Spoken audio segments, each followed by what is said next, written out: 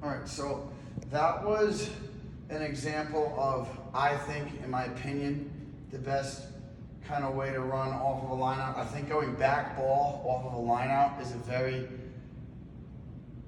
it requires a lot of fitness because you're literally throwing the ball away from all of your big boys. So to get a pod to the opposite side of the field on the first breakdown, it's tricky. So I really don't think going out wide is the move to make off of a set piece. I've never been on a team that really did that.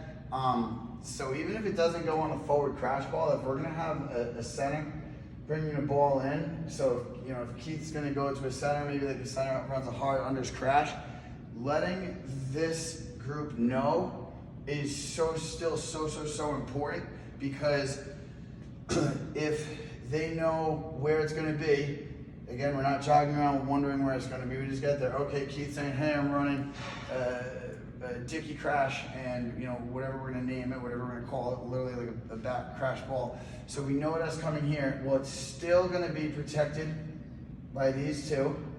So you've got your back here, still protected by the back lifters, maybe one of these guys.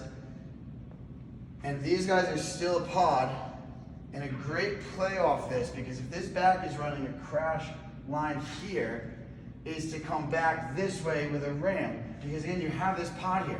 So even if we're doing a back ball and it's a mid-center crash, outside or inside center crash, and they take it in here, and your back two lifters and your loose forwards do get there, if it continues going this way, this pod now has to cover the whole field. Our guys aren't doing that. So we send a crash ball here. It's basically the same thing I just said, but now this pod, we use a little bit more space. By running to a back, we use a little bit more space. We're not gonna keep going that way. This pod just forms up.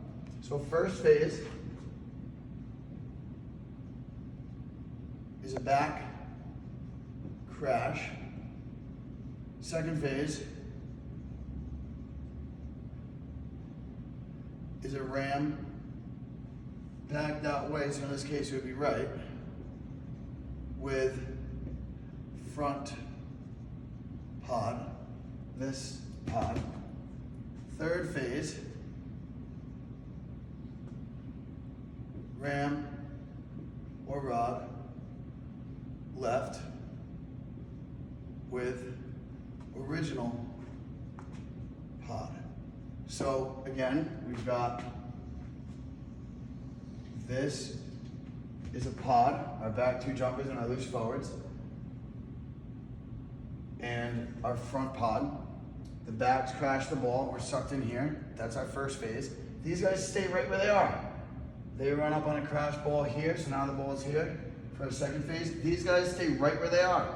They run the ball here on the crash. So it's a very similar play. We're just basically pistons right here in one channel for 3 phases, and then fourth phase to the backs.